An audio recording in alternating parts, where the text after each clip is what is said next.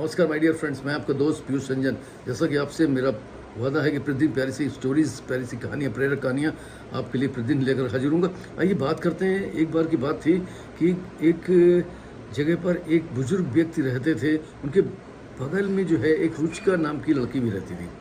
दोनों लोग जो है प्लांटेशन के बहुत शौकीन थे। एक दिन दोनों एक ही तरीके का पौधा लेकर के आए और उस पौधे को दोनों ने अपने आंगन में लगाया। लगाने के बाद जो रुचिका थी उसने जो है बड़ा उसकी देखभाल करी, उसके हर तरीके का उसके लिए खाद का इस्तेमाल किया, हर तरीके के कीटनाशक लगाए, समय में 3-3 4-4 बार पानी दिया और धीरे धीरे समय के अंतराल जो है पौधे बढ़ने लगे। उधर जो है दादाजी जो थे उन्होंने घर के बाहर उस पौधे को लगाया हुआ था और उसको 1-2 बार पानी दे देते थे, कुछ थोड़ी बहुत खादा दे देते थे, बाकी थोड़ा सा लापरवाही करते थे। चलता था कुछ, फिर 1-2 दिन में पानी दे देते, इस तरीके से उनका काम चलता रहता था। धीरे धीरे पौधे बड़े हो गए। बड़े होकर के जो रुचिका का पौधा था वो संपूर्ण आकार में आ चुका था।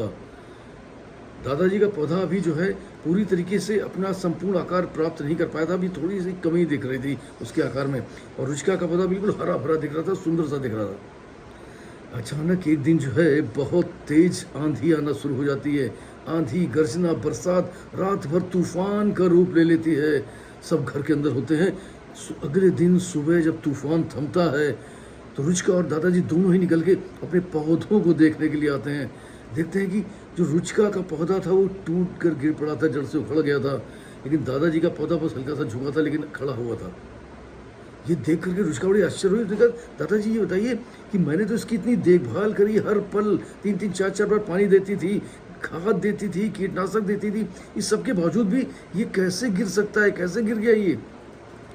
दादाजी ने कहा कि एक्चुअली में कभी कभी होता क्या है कि ज़रूरत से ज़्यादा देखभाल भी कमज़ोर कर देती है और आपने वही किया। आपने इसको जो है कभी खुद पोषित होने के लिए इसको समय ही नहीं दिया, इसको सारी पानी की व्यवस्था खुद कराने दी, जिससे अपनी जड़ें ज़्यादा नीचे तक नहीं ले गया। मैंने जो है पौधे को उतना ही पानी दिया जितने में उस सांस ले सके, जीवित रह सके। अन्य अत्यधिक पानी के लिए, बढ़ने के लिए उसको अपनी जड़ें जो है ज़मीन के अंदर ले जानी पड़ी, ज़मीन के अंदर गाड़नी पड़ी, जिससे गहराई तक उसकी जड़ें पहुंची। कुछ कीटनाशक मैंने उनको दिया ही नहीं, तो उसके खुद अपने रोग प्रतिरोधक क्षमता अपने अंदर पैदा करी और अपने आप को मजबूत किया।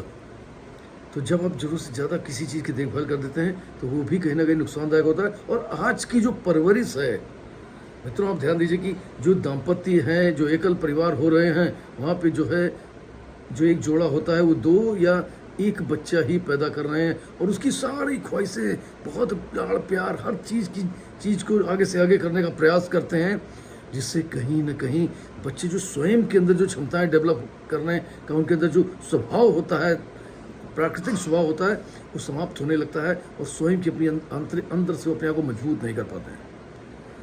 वो अंदर से खोखले रहते हैं, बाहर से तो गोल मटोल बन जाते हैं, लेकिन अंदर उनके अंदर वो क्षमताएं नहीं होती हैं, रोग प्रतिरोधक क्षमताएं होती नहीं, क्योंकि उन सब के लिए आप एंटीबायोटिक्स दे रहे होते हैं।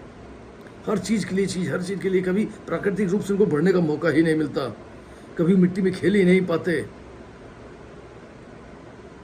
रोग प्रतिरोधक क्षमता लगभग छीन सी रहती है उनकी, इसी जरा से में ही वो कहीं ना कहीं किसी न किसी रोग से ग्रस्त हो जाते हैं। दोस्तों, निश्चित तौर पर परवरिश करिए, लेकिन परवरिश के साथ साथ थोड़ी देखभाल भी करिए कि हम कहीं ज़रूरत से ज़्यादा तो नहीं कर रहे। बच्चों का जो स्वयं पोषण है, जो स्वयं विकास की जो भावना, जो उनके अंदर गुण है, उसको डेवलप होने दें, स्वयं को मजबूत होने दें, स्वयं को थोड़ा सा संघर्ष करने दें। हर चीज़ आगे से आगे देने की आवश्यकता नहीं है। ये संघर्ष जो स्वयं करके धीरे धीरे बड़े होंगे ना, तो निश्चित तौर पर उनकी संघर्ष की, रोग प्रतिरोधक क्षमता की, आंतरिक शक्ति की, आत्मविश्वास की कमी नहीं रह जाएगी और मजबूती से वो खड़े होंगे। किसी भी विषम परिस्थिति आने पर वो लड़ सकेंगे, खड़े हो सकेंगे। कृपया उन्हें कमजोर न बनाएं, मजबूत बनाएं। दिल से वादा। Thank you very much everybody. I love you. और फिर मिलूंगा किसी प्यारी कहानी थॉट के साथ। आपका दोस्त पीयूष रंजन।